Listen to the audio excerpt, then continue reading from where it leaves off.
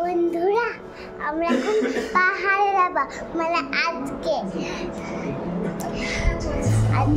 আমরা সবাই মিলে যাব। পাহাড় ঘুরতে যাওয়া নিয়ে আমাদের উত্তেজনা যেমন ছিল চরমে, একজন আরও ছিলেন যিনি নিজের আনন্দ ও উচ্ছ্বাসকে ধরে রাখতে পারছিলেন না। তাই মাঝে মাঝেই আমার মতো করে চেষ্টা করছিলেন এসব করার। আমরা সপরিবারে কালিম্পং যাত্রা সম্পূর্ণ করার পর কালিম্পং শহরের আঁকা বাঁকা রাস্তার দুধারে গাছের সারি ও পাহাড়ের গায়ে গড়ে ওঠা রং বেরঙের বাড়িগুলোকে দেখতে দেখতে কালিম্পং শহরকে বিদায় জানিয়ে তিস্তা নদীকে আবারও একবার সাক্ষী রেখে তিস্তা বাজারের গলি ধরে এগোতে শুরু করলাম আমাদের পরবর্তী ভ্রমণস্থানের উদ্দেশ্যে। কালিম্পং ভ্রমণের মুহূর্তগুলি আমি তোমাদের সাথে আমার আগের ভিডিওর মাধ্যমে তুলে ধরেছি। এই পাহাড় ভ্রমণের দ্বিতীয় পর্বে আমি তোমাদের দেখাবো দার্জিলিং পৌঁছানোর মধ্যে দিয়ে কিছু বিশেষ স্থান, যেমন লামাহাটা, বাতাসিয়া লুপ এবং দার্জিলিং পৌঁছে দুপুরে খাবারের অভিজ্ঞতা ও মেলের কিছু দৃশ্য।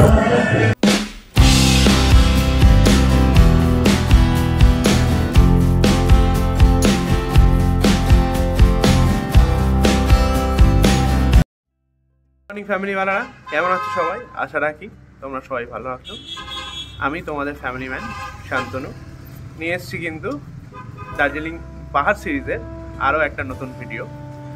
আর এই ভিডিওতে কি থাকছে, কোথায় যাব, কি করব, কি দেখাবো, সেগুলোই কিন্তু তোমাদের সঙ্গে তুলে ধরবো। তাহলে চলো সময় নষ্ট না করে শুরু করে দিই আজকে আমাদের দ্বিতীয় যাত্রা। যেমনটা তোমাদেরকে দেখালাম, গাড়িতে কিন্তু আমরা সবাই উঠে পড়েছি। গাড়িতে উঠে পড়ে এখন কিন্তু আমাদের গন্তব্য হচ্ছে দার্জিলিংয়ের পথে। সপরিবারে আমরা কিন্তু এবার এগিয়ে যাচ্ছি দার্জিলিংয়ের পথে। ঝিঙ্গুড়ি ও রেডি, আমরা সবাই রেডি। আমাদের ড্রাইভার ভাই সকাল সকালে চলে এসেছিলো আমাদেরকে পিক আপ করার জন্য। আমরা এখান থেকে কিন্তু এখন যেটা জানতে পারলাম, প্রথমে যাব হচ্ছে লামাহাটা সাইট সিন করতে করতে, তারপর লামাহাটা থেকে কিন্তু আমরা দার্জিলিংয়ে আমাদের হোটেলে পৌঁছাবো। কিतना টাইম লাগেগা লামাহাটা जाने में? यहाँ से 1.5 ঘন্টা কিন্তু লাগবে এখান থেকে, কালিম্পং থেকে লামাহাটা পৌঁছাতে। চলো তাহলে লামাহাটার দিকে আমরা এগোই, আর তার সঙ্গে যে পাহাড়ি সুন্দর দৃশ্যগুলো রয়েছে সেগুলো কিন্তু আমি তোমাদের সঙ্গে শেয়ার করব। সঙ্গে থাকো। আমাদের সঙ্গে আরেকটা গাড়িও ছিল, তো তারা একটু আগে বেরিয়ে গেছে। তারা আমাদের আগেই বেরিয়েছে, কারণ আমাদের একটু চা খাওয়ার আমার ব্যাপার ছিল, তাই চা খেতে খেতে একটু দেরি হয়ে গেছে, তাই জন্য তারা এগিয়ে গেছে। আমরা যাচ্ছি তাদের পেছন পেছন, আর কিছুক্ষণের মধ্যে আশা করছি তাদেরকেও ধরে নেব।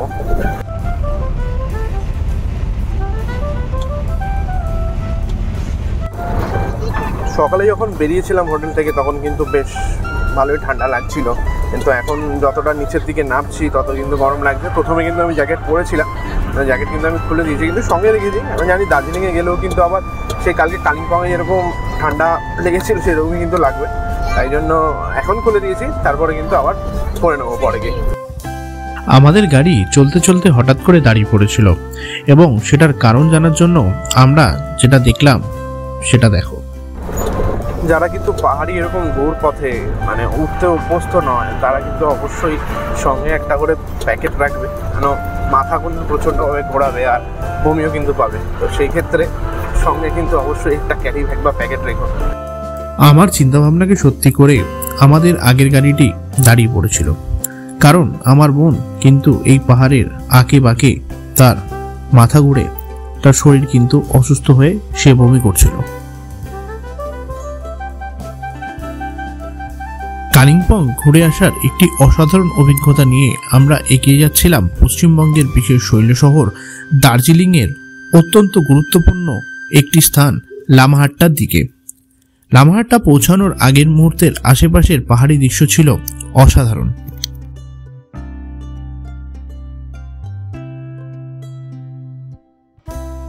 আর এই সুন্দর দৃশ্যটা আমি কিন্তু ক্যামেরাবন্দি করেছিলাম তোমাদেরকে দেখানোর জন্য, কারণ এই দৃশ্যগুলো কিন্তু সহজে ছেড়ে দেওয়া যায় না।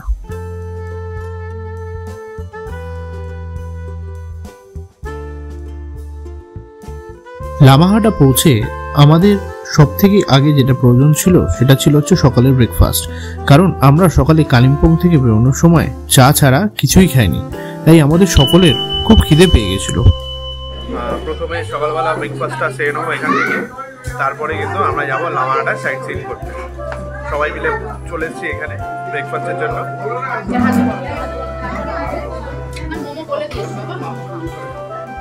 সবাই মিলে কিন্তু ব্রেকফাস্টের জন্য টেবিলে কিন্তু চলে এসছে গরম গরম পুরি, ছোলার ডাল, আর ঝিঙ্কুরির পেট ফাঁকা, ঝিঙ্কুরি বসে আছে মোমো খাবে বলে। আমি কিন্তু পৌঁছে গেছি লামাহাটাতে, আর এখানে এত সুন্দর দৃশ্য মানে তোমাদেরকে না দেখালে বুঝতে পারবো না। জাস্ট দেখো বন্ধুরা,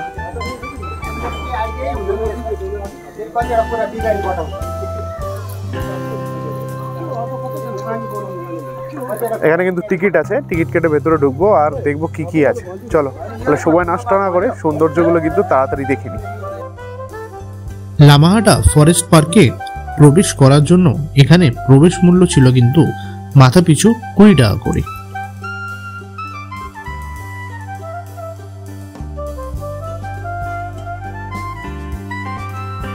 আমি ভিডিও করতে গিয়ে সচরাচর যে ভুলটা করে থাকি এখানেও কিন্তু তার অন্যথা হয়নি।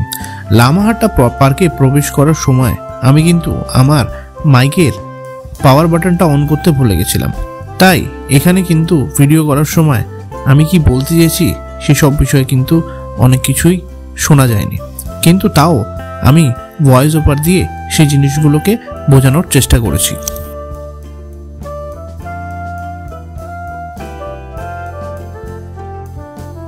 পাথর দিয়ে ঘেরা মাটির পথ ধরে আমরা উঠতে শুরু করলাম উপরের দিকে। ঝিঙ্কুরি আর তার মা আগেই এগিয়ে গেছে। এখানে কিন্তু মা বাবা কেউই আসেননি, কারণ পাহাড়ের খাড়াই থাকার জন্য দুজনের উপরে উঠতে অসুবিধা ছিল, তাই তারা গাড়িতে বসেই আমাদের জন্য অপেক্ষা করছিলেন। নতুন ভ্রমণের অভিজ্ঞতা যে কোনো রকম বয়স বা বাধা মানে না, তা আমার মাসি ও মেসোমশাইকে দেখেই বুঝতে পেরেছিলাম। শরীরের সমস্যা থাকা সত্ত্বেও তারা উপরের দিকে একে অপরের হাত ধরে এগিয়ে যাচ্ছিলেন।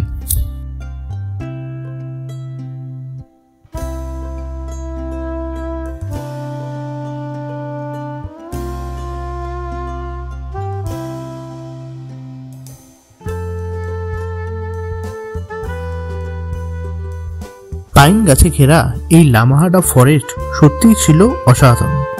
প্রকৃতি যে নিজের সৌন্দর্যকে নিজেই সাজিয়ে তোলে, এটা ছিল তার যথাযথ উদাহরণ।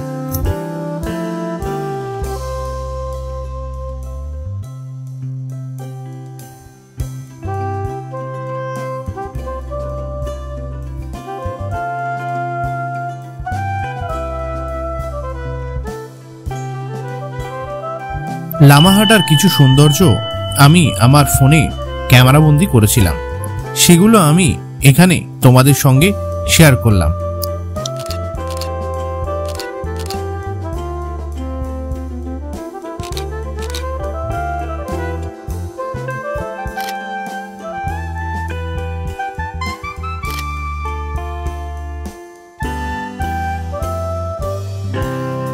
পাথরে বাঁধানো মাটির পথ ধরে আমি কিন্তু ধীরে ধীরে উপরের দিকে এগোচ্ছিলাম, আর যত উপরের দিকে এগোচ্ছিলাম তত কিন্তু হাঁটুর ব্যথাটা বেড়েই চলেছিল। আমি ধীরে ধীরে এটা বুঝতে পেরেছিলাম যে পাহাড়ে চড়াইটা কতটা শক্ত। এক্ষেত্রে আমি কিন্তু তোমাদেরকে একটি ছোট্ট টিপস দিতে পারি। যে সকল বন্ধুদের বা বয়স্ক ব্যক্তিদের পায়ের হাঁটুতে সমস্যা আছে বা উপরে উঠতে অসুবিধা হয়, তারা কিন্তু এই জায়গাটা না এলেই নয়।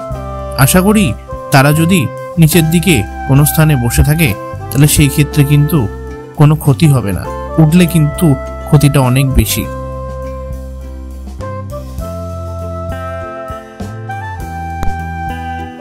লামাহাটা পার্কের বেশ কিছুটা উপরে উঠে তার দৃশ্যটা ছিল কিছু এরকম। কোনো অজানা বিষয় প্রথমবার চাক্ষুষ করার মধ্যে যে রোমাঞ্চ ও আনন্দ রয়েছে, সেটাই কিন্তু বারে বারে আমার চোখে মুখে ফুটে উঠছিল।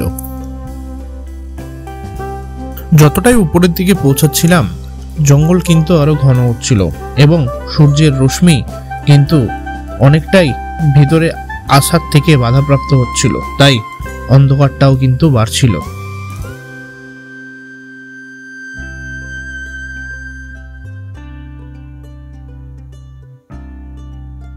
পাহাড়ের এই শক্ত পথ অতিক্রম করার মধ্যে একটা বিশেষ কারণ ছিল। বন্ধুদের মুখে শুনেছিলাম এই পার্কের একদম উপরে একটা বেশ সুন্দর লেক বা পুকুর রয়েছে। আমি এটা দেখার জন্য বা তোমাদের দেখানোর উদ্দেশ্যে উপরের দিকে কিন্তু উঠেছিলাম।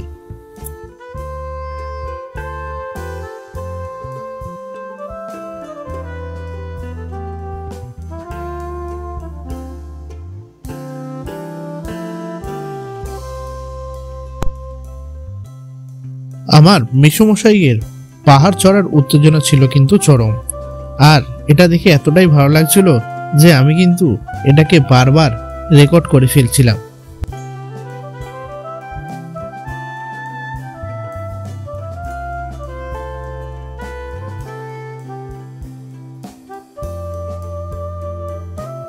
পাহাড়ের চড়াই ও এবড়ো খেবড়ো রাস্তা হওয়ার জন্যে ঝিঙ্কুড়ি আর ঝিঙ্কুড়ির মা ও আমাদের বাকি সঙ্গীরা ওপরে ওঠেনি।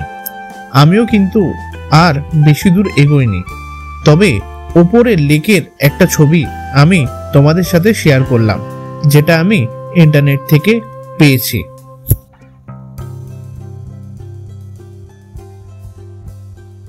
ড্রাইভারের বারবার ফোন করে বিরক্তি করা যে নিচে কখন আসছেন ও বাকি সহসাথীদের উপরে না আসার জন্যে আমি এই লেক পর্যন্ত পৌঁছাতে পারিনি, আর এর আক্ষেপ একটু আমার রয়ে গিয়েছিল। এই সঙ্গে ড্রাইভারদের নিয়ে একটা খুব বাজে অভিজ্ঞতার সম্মুখীন আমি প্রথম থেকেই হয়েছিলাম, যেটা আমি তোমাদের সাথে পরবর্তী এবং শেষ ব্লগে শেয়ার করব। প্রথমে আমি যতটা সহজে উপরের দিকে উঠে পড়েছিলাম, নিচের দিকে নামতে কিন্তু ততটাই চ্যালেঞ্জের সম্মুখীন আমাকে হতে হচ্ছিল। কারণ উঠছিলাম সহজে, কিন্তু নামার সময় ঢালু পাহাড়, এবং বারবারই মনে হচ্ছিল এই বোধহয় পাহাড়কে গিয়ে আমি পড়ে যাব। এরপর লামাহাটাকে বিদায় জানিয়ে আমরা এগিয়ে চললাম আমাদের পরবর্তী গন্তব্যের দিকে। अभी कहाँ जाएंगे भाई? अभी पता नहीं कहाँ जाएगा, होटल ना कहाँ बोल रहा था। अच्छा, क्या साइट सीन होगा क्या होटल ही जाएंगे? होटल ही जाएगा। होटल साइट सीन नहीं है अभी? साइट सीइंग नहीं होगा सर, कल में होगा साइट सीइंग। अच्छा अच्छा, फुल डे का प्रोग्राम है ना। हाँ आज कल ফুল ডে না? আচ্ছা আচ্ছা, এখন আর সাইট সিন হবে না। এবার কিন্তু আমরা চলে যাচ্ছি হোটেলের পথে। হোটেলে যাব, গিয়ে ওখানে একটু রেস্ট নেবো, তারপরে দার্জিলিং এ মেলের দিকে যাব। এখানে পরবর্তী গন্তব্য বা সাইট সিন নিয়ে কিছু সমস্যা দেখা দিয়েছিল, যা তোমরা ড্রাইভার সাহেব ও আমাদের মধ্যে কথোপকথনের মাধ্যমে বুঝতে পেরেছো। এইসব কনফিউশনের মধ্যেই আমরা এগিয়ে চললাম আমাদের গন্তব্যের দিকে। তখনও জানতাম না যে আমরা কোথায় যাচ্ছি। পাহাড়ে জলের উৎস কোথা থেকে এটা জানার ইচ্ছা অনেক দিনেরই ছিল। সেই জন্যেই আমি ড্রাইভার সাহেবকে জিজ্ঞেস করেছিলাম যে এই জলের উৎস কোথা থেকে, এখানে যে জল খাওয়ার জন্য ব্যবহার করা হয় এবং নিত্য প্রয়োজনীয় কাজের জন্য ব্যবহার করা হয় সেটা আসা কোথা থেকে। তো সেই ক্ষেত্রে ড্রাইভার সাহেব জানালেন যে পাহাড় থেকে যেসব ঝর্ণার জল, বরফ গলা জল বা বৃষ্টির জল নেমে আসে, সেগুলোকে পাইপের মাধ্যমে বড় বড় ট্যাঙ্কে ফিল আপ করে গাড়িতে করে সেগুলো শহরের বিভিন্ন অঞ্চলে সরবরাহ করা হয়।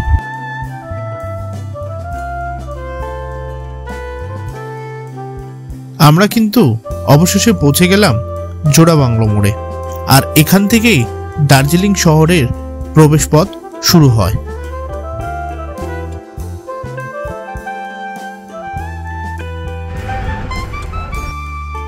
পাহাড়ের সৌন্দর্য ও দার্জিলিং শহরের দৃশ্য দেখতে দেখতে আমরা পার করলাম ঘুম স্টেশন।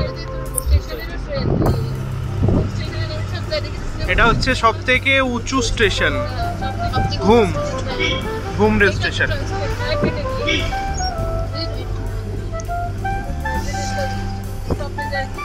যতই দার্জিলিং শহরের ভেতরের দিকে আমরা প্রবেশ করছিলাম, ততটাই উপলব্ধি করতে পারছিলাম যে মানুষের অত্যাধিক চাহিদার জন্যে পাহাড় তার সৌন্দর্য ধীরে ধীরে হারাচ্ছে এই মানব সভ্যতার নির্মাণ কাজের মধ্যে দিয়ে।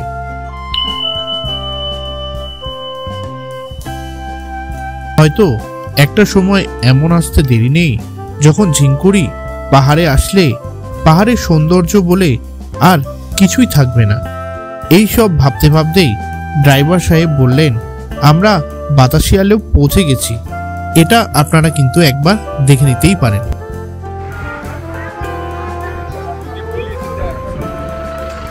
আমরা কিন্তু চলে এসেছি এবার বাতাসিয়া লুপে। আর দার্জিলিং এর কিন্তু বাতাসিয়া লুপ হচ্ছে একটি অনন্য সুন্দর জায়গা। বাতাসিয়া লুপেরও একটা হিস্ট্রি রয়েছে, সেটা কিন্তু আমি ঘুরতে ঘুরতে তোমাদের জায়গাটায় বলবো। তাহলে চলো চটপট বাতাসিয়া লুপটা ঘুরে ফেলি।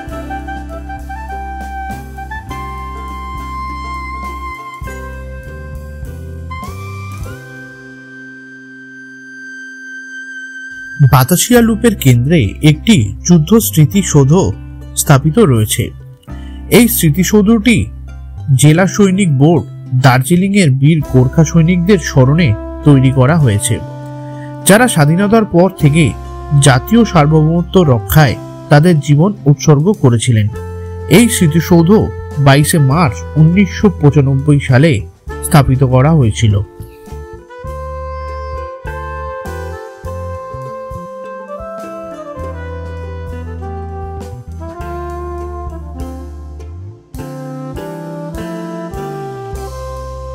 বাতাসিয়া লুপ থেকে আকাশ পরিষ্কার থাকলে খুব ভালোভাবে কাঞ্চনজঙ্ঘাকে দেখতে পাওয়া যায়। আমি সেটা দেখার চেষ্টা করেছিলাম কিন্তু পারিনি, কারণ আকাশ অত্যন্ত মেঘলা ছিল। আর এই কষ্টের অবসান হলো যখন জানতে পারলাম যে ঝিঙ্কুরি নেপালি পোশাকে রেডি। দার্জিলিংয়ে তোমরা এসে দেখো যে বিভিন্ন মানে নেপালিদের যে পোশাক আছে সেই পোশাক পরে সবাই ভিডিও তোলে, ছবি তোলে। তোমরা কিন্তু সেটা এখানে এসে করতে পারো। ঝিঙ্কুরির মা করেনি, আমিও করিনি, কিন্তু ঝিঙ্কুরি কিন্তু করেছে। ঝিঙ্কুরিকে কিন্তু কাশ্মীরি পোশাকে কি সুন্দর লাগছে, নেপালি পোশাকে। এই যে এদিকে তাকা বাবা, দেখো তো তোমরা সবাই ঝিঙ্কুরিকে চিনতে পারছো কিনা। এই ঝিঙ্কুরি কি সুন্দর লাগছে। আর বাতাসিয়া লুপে এসে দেখা হয়ে গেল কিন্তু আমাদের টয় ট্রেনের সাথে।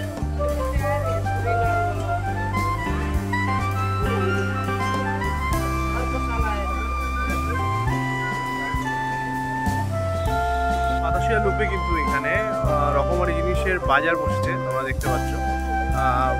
শীতের যে কাপড় জামাগুলো রয়েছে সেগুলোর পোশাক কিন্তু এখানে রয়েছে।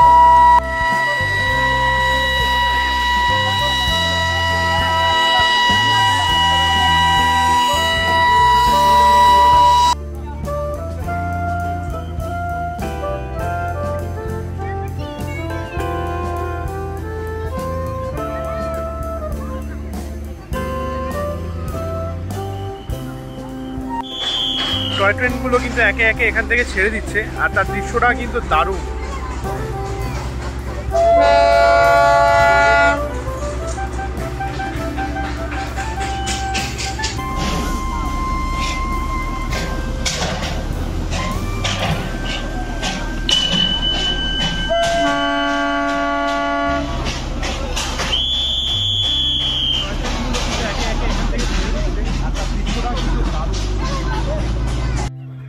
বাতাসিয়া লুপকে টাটার বাই বাই বলে আমরা এবার এগিয়ে যাব আমাদের হোটেলের পথে। আর ড্রাইভার অনেকক্ষণ ধরেই ফোন করে যাচ্ছে। ঘুরতে আসলে কি তাড়াহুড়ো করা যায়, আর কোনো তাড়াহুড়ো করলে ভিডিও তোলা যায় না। তাই যাই, এবার অগত্যা যেতেই হবে, কেন সে যদি একবার চলে যায় এখানে কোথায় যাব, কীভাবে যাব কিছু জানি না। চলো গাড়িতে উঠি আর হোটেলের পথে পৌঁছাই।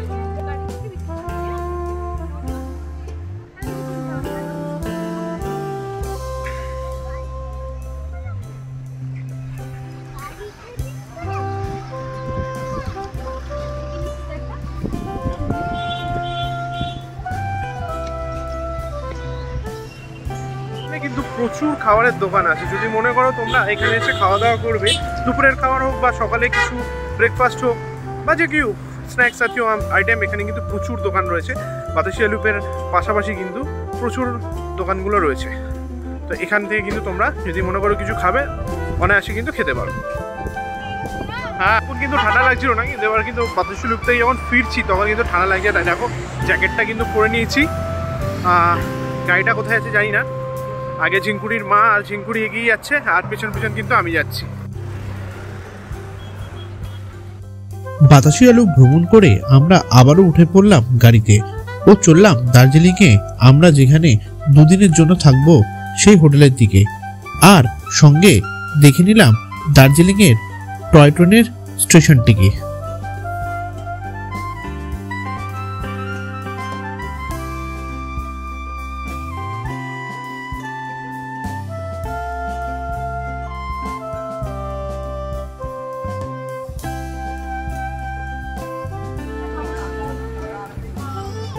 আইসক্রিম খাবে?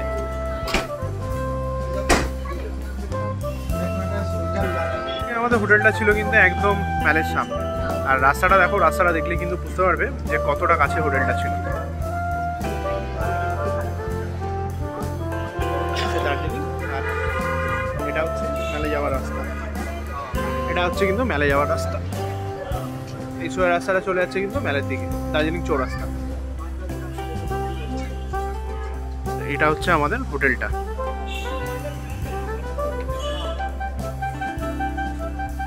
দার্জিলিং এ এসে আমরা যে হোটেলটায় উঠেছি এটা হচ্ছে সে তার রাস্তা একদম সামনে।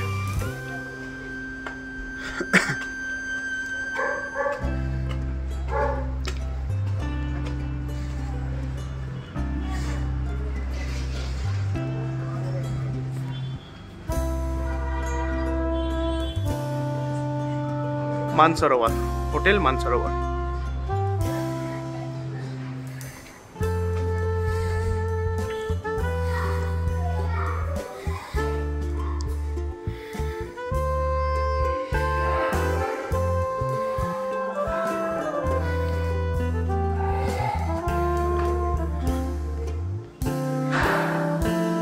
সাজানো গোছানো হোটেলটা।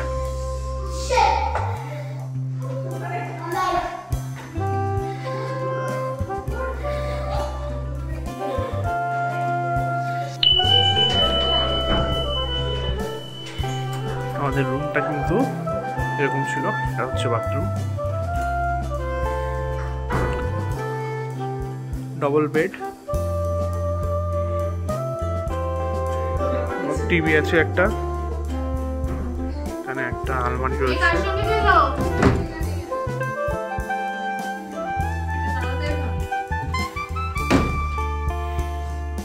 বসার জন্য টেবিল চেয়ার রয়েছে। দুপুরে অনেক ভাবনা চিন্তা করার পর আমরা খাওয়ার জন্য চলে এসেছিলাম 16 আনা বাঙালি রেস্টুরেন্টে।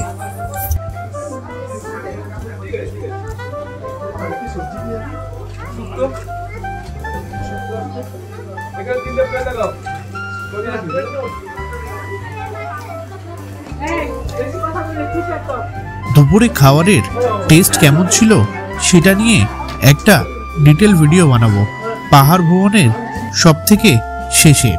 আপাতত মেলের কথায় আসি। আমরা এখন হাঁটছি মেলের দিকে, যাচ্ছি মেলের দিকে। আর এটা হচ্ছে পুরোপুরি দার্জিলিং মেলের বাজার, প্রচুর লোকের কিন্তু ভিড় এখানে। দুপুরে খাওয়ার পর্ব শেষ করার পর মেল ভ্রমণে বেরিয়ে পড়ি। আর সকল দোকান বাজারগুলো দেখতে দেখতে যখন মেলের অনুষ্ঠান প্রাঙ্গণে পৌঁছালাম তখন দেখতে পেলাম কালিম্পংয়ের মতো এখানেও আঞ্চলিক ভাষায় অধিবাসীদের একটি অনুষ্ঠান চলছে। আমি আমার আগের ভিডিওতে অবশেষে বলেছিলাম দার্জিলিংয়ের কিছু জায়গার কথা, যার মধ্যে আমি কিছু জায়গা এই পর্বে দেখিয়েছি।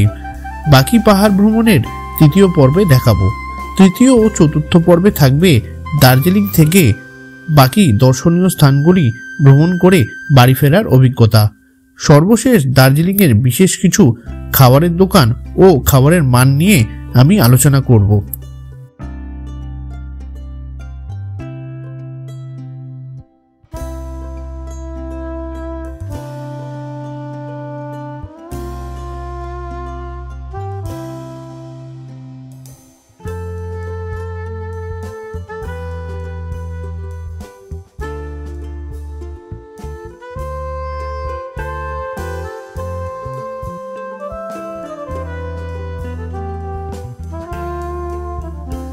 অবশেষে যেটা বলার, আমার এই ভিডিও যদি তোমাদের ভালো লেগে থাকে তাহলে অবশ্যই লাইক করো, কমেন্ট করে জানিও এই ভিডিওটা কেমন লেগেছে এবং সর্বশেষে সাবস্ক্রাইব করে দিও। তাহলে আসি বন্ধুরা, তোমাদের সাথে দেখা হবে আমার পরবর্তী একটা ভিডিওতে। ভালো থেকো।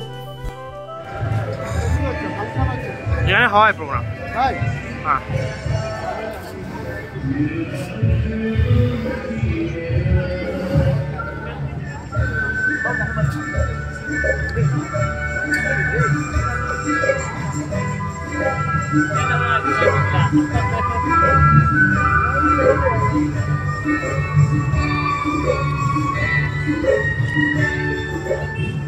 कोई खचिया बजे